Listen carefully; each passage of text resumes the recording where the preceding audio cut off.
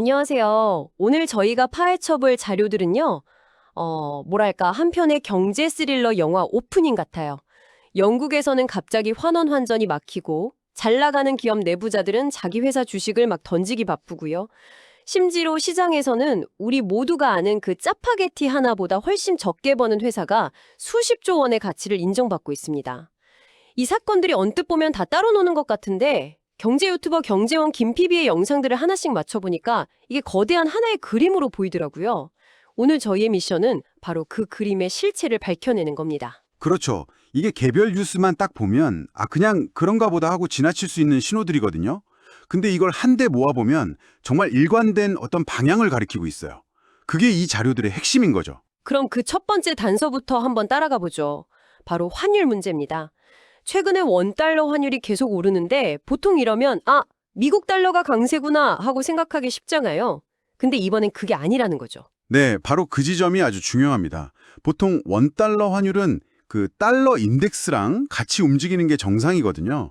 달러 인덱스라는 게 이제 유로화나 엔화 같은 주요 6개국 통화 대비 달러의 힘을 보여주는 거니까요. 네네, 그렇죠. 그런데 최근 흐름을 보면 정말 기이한 현상이 나타나고 있어요. 달러 인덱스는 잠잠하거나 오히려 떨어지고 있는데 유독 원화 가치, 우리나라 돈 가치만 달러 대비 폭락하면서 환율이 치솟고 있는 겁니다. 잠시만요. 그 말씀은 다른 주요국 통화에 비해서는 달러가 별로 힘을 못 쓰고 있는데 유독 우리 원화에 대해서만 강하다는 뜻이잖아요. 이건 달러의 문제가 아니라 우리 원화 자체에 무슨 문제가 생겼다 이렇게 봐야 하는 거 아닌가요? 정확히 보셨습니다. 이건 외부 요인보다는 한국 경제 내부의 어떤 근본적인 문제가 원화 가치를 끌어내리고 있다는 강력한 신호일 수 있는 거죠. 자료에 소개된 일화가 아주 상징적인데요. 어떤 거죠? 영국에 사는 한국분이 파운드를 원화로 송금하려고 했는데 파운드에서 원화로 바로 가는 기능이 막혀버린 거예요. 그래서 굳이 파운드를 달러로 바꾼 다음에야 원화로 송금할 수 있었다는 얘기가 나옵니다. 국제금융시장에서 원화가 좀 기피 대상이 되고 있다는 그런 징후로 볼 수도 있겠네요. 네, 그렇죠. 일종의 기피 통화가 되고 있다는 거죠. 심지어 암호화폐 시장의 테더 가격을 기준으로 실질 환율을 계산해보면 이미 1,500원을 넘어섰다는 분석까지 나와요. 와, 정말 좀 섬뜩한 이야기네요. 근데 이렇게 통화 가치가 불안하다는 경고등이 막 켜졌는데 이상하게 코스피 지수는 계속 오르고 있단 말이죠. 이 부조화는 어떻게 이해해야 할까요? 겉은 멀쩡한데 속은 골고 있는 그런 건가요? 그게 바로 이 자료들이 경고하는 위험한 착시 효과의 핵심입니다. 환율이 오른다는 건 다시 말해서 외국인 투자자들이 한국 시장에서 주식이나 채권을 팔고 그 돈을 달러로 바꿔서 떠나고 있다는 신호이기도 하거든요.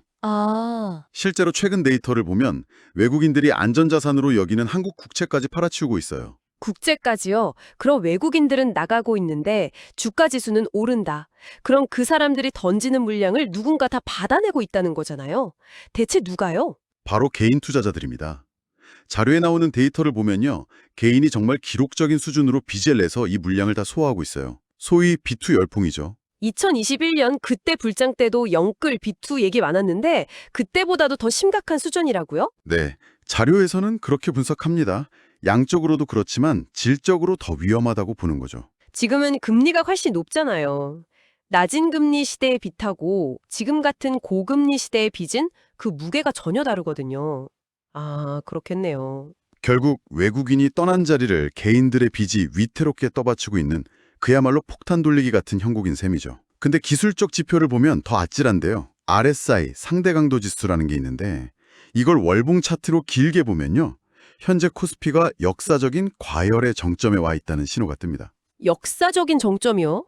그게 어느 정도 수준인데요? 이 영상에서 지적하는 걸 보면 이 신호가 나타났던 과거 시점들이 바로 IMF 외환위기 직전, 2000년 닷컴 버블 붕괴 직전, 그리고 2008년 글로벌 금융위기 직전이었습니다. 네, 전부 다 엄청난 위기 직전이었네요. 네, 역사적으로 이 신호가 뜬 이후에는 단 한 번의 예외도 없이 엄청난 폭락이 뒤따랐다는 거죠. 알겠습니다.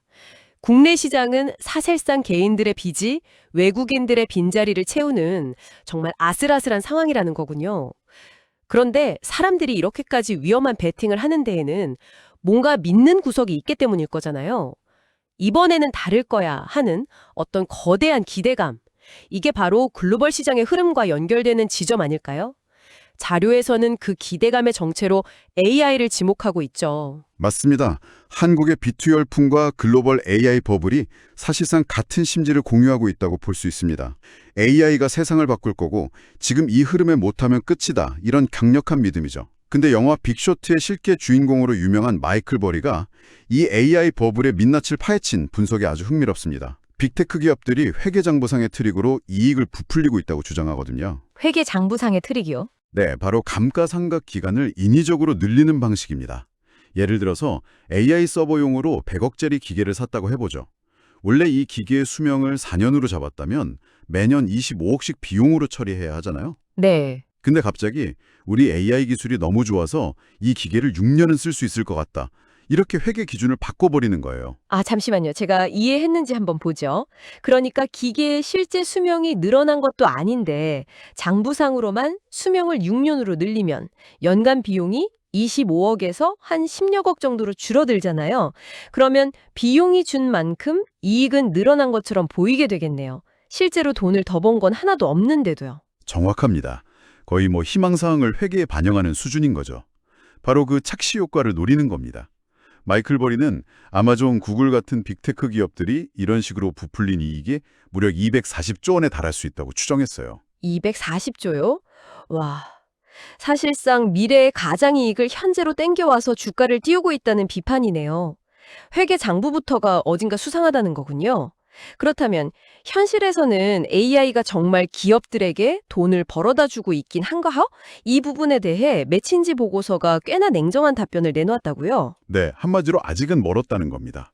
대부분의 기업에서 AI 도입은 여전히 실험 단계에 머물러 있었고요. 실제 회사 이익에 긍정적인 영향을 줬다고 답한 기업은 39%에 불과했습니다. 39%요? 생각보다 훨씬 적네요. 더 놀라운 건요. 오히려 51%의 기업들은 AI를 사용하면서 비용 증가나 생산성 하락 같은 부정적인 결과를 경험했다고 답했다는 점이죠. 오히려 손해를 봤다는 거네요. 그렇죠. 그리고 AI가 일자리를 대량으로 없앨 거라는 공포가 무색하게 고용에 큰 변화가 없거나 오히려 일자리가 늘었다는 응답이 대부분이었습니다. 아직은 AI가 만능 해결사가 아니라는 현실을 보여주는 데이터입니다. 바로 이 지점에서 자료가 제시하는 한 비교 사례가 지금 시장이 얼마나 비이성적인지를 단번에 보여줍니다. 어쩌면 너무 터무니없어서 웃음이 나올 정도인데요. 바로 세상을 바꿀 거라는 최첨단 양자 컴퓨팅 회사와 우리 모두가 아는 그 짜파게티 이야기입니다. 리게티 컴퓨팅과 농심의 비교 말이죠. 현재 AI 관련주에 끼인 버블이 얼마나 심각한지 정말 극명하게 보여주는 사례입니다. 자료에 나온 숫자를 보면 양자 컴퓨팅 회사인 리게티는 연매출이 약 140억 원 수준이에요. 140억 원? 네. 그런데 시가총액은 한때 15조 원까지 치솟았어요. 40억 벌어서 15조 가치를 인정받았다. 그렇죠. 반면에 농심을 볼까요? 짜파게티라는 단 하나의 제품 매출만 연간 2,200억 원이 넘습니다. 회사 전체 매출은 3조 4천억 원에 달하고요. 근데 이 거대 식품 기업의 시가총액은 2조 6천억 원 수준에 불과합니다. 하하, 이건 정말 믿기지가 않네요. 아니, 그러니까 온 국민이 매일 먹는 짜파게티를 만드는 실제 이익과 매출이 확실한 회사가 아직 실체도 불분명한 기술 하나를 가진 회사보다 훨씬 싸게 거래되고 있다는 거잖아요.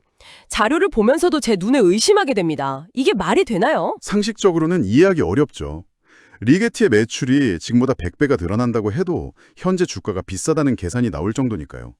그만큼 시장이 AI라는 이름표가 붙은 미래의 꿈에 얼마나 비이성적인 가격을 매기고 있는지를 단적으로 보여주는 겁니다. 자, 그럼 한번 정리해보죠.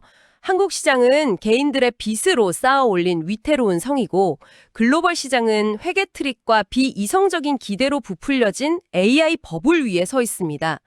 이 모든 불안한 신호들이 가리키는 종착지는 어디일까요? 자료들은 1929년 대공황이나 2008년 금융위기를 뛰어넘는 위기가 올 수도 있다고 경고하는데 이게 대체 우리에게 뭘 의미하는 걸까요? 이 위기의 가능성을 뒷받침하는 가장 소름 돋는 증거는 바로 내부자들의 움직임입니다. 최근 미국 상위 200개 기업의 내부자, 그러니까 CEO나 핵심 임원들의 주식 거래 내역을 분석해 봤더니 100% 매도였다는 분석이 나옵니다. 100%요? 한 명도 산 사람이 없고요. 네, 자기 회사 사정을 누구보다 잘 아는 사람들이 자기 회사 주식을 일제히 팔아치우고 있다는 건 시장이 꼭지에 다다랐다는 걸 본능적으로 감지하고 있다는 신호일 수 있거든요. 내부자들이 파는 건 이해가 됩니다. 자기 회사니까요. 그런데 투자의 귀재, 워렌 버핏 같은 외부 투자자까지 현금을 쌓아두고 있다는 건 어떤 의미로 봐야 할까요? 그 사람은 원래 남들이 공포에 떨 때 욕심을 내라고 말하는 위기 때 사는 걸로 유명하지 않나요? 자료에서는 그의 움직임을 어떻게 해석하죠? 아주 좋은 질문입니다. 바로 그 점 때문에 버핏의 움직임이 더 강력한 신호가 되는 겁니다. 위기를 기회로 삼는 그조차도 지금은 섣불리 움직이지 않고 있다는 뜻이니까요.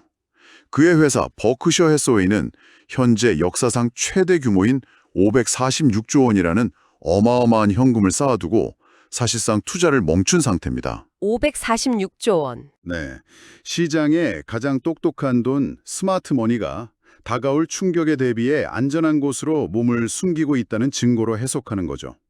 이런 글로벌 상황에 한국의 특수성을 더하면 더 아찔해집니다. 우리나라 가계부채는 눈에 보이지 않는 전세보증금까지 포함하면 3천조 원에 육박해서 전 세계에서 압도적인 1위거든요. 만약 글로벌 경제 위기가 터진다면 가장 먼저 터질 수 있는 뇌관이 될 수 있다는 경고입니다. 듣기만 해도 정말 암울한데요. 이쯤 되면 그냥 다 포기하고 싶어질 정도입니다. 하지만 이 자료들이 단순히 공포감만 조장하고 끝나는 건 아니더라고요. 위기가 끝이 아니라 오히려 새로운 시작이 될 수 있다는 점을 강조하죠. 그렇습니다. 그게 이 모든 분석의 최종 결론이자 핵심 메시지입니다. 위기 속에 사상 최대의 기회가 숨어 있다는 것이죠. 역사를 돌이켜보면 항상 그랬습니다. 모두가 끝이라고 생각했던 최악의 위기 직후에 가장 큰 부의 재분배가 일어났어요. 자료에 나온 수치를 보면 IMF 외환위기 이후 코스피는 263% 상승했고 닷컴 버블이 붕괴된 이후 나스닥은 무려 2200%나 폭등했습니다. 2200%요? 네, 대공황 이후에도 시장은 370%라는 경이적인 반등을 보여줬고요. 그렇군요. 결국 지금처럼 아슬아슬한 버블의 끝자락에서 단기 수익 몇 퍼센트를 더 얻으려고 위험을 감수하기보다는 다가올진 모르는 위기 이후에 찾아올 100%, 200%의 기회를 잡기 위해 대비하라는 거군요. 현금 같은 안전자산을 확보하면서 말이죠. 정확합니다. 모두가 환호할 때 냉정하게 빠져나와 실탄을 준비하고 모두가 공포에 떨며 투매할 때 그 실탄으로 좋은 자산을 헐값에 사들이는 것. 그것이 부의 역사가 반복해서 보여준 교훈이라는 게 이 자료들의 일관된 주장입니다. 오늘 분석을 한번 되짚어 보겠습니다. 우리는 오늘 영국에서 원화 환전이 막히는 작은 사건에서 시작해서 개인들의 빚으로 유지되는 한국 증시의 불안한 현실, 그리고 회계장부와 차파게티와의 비교를 통해 드러난 글로벌 AI 버블의 허상까지 따라와 봤습니다.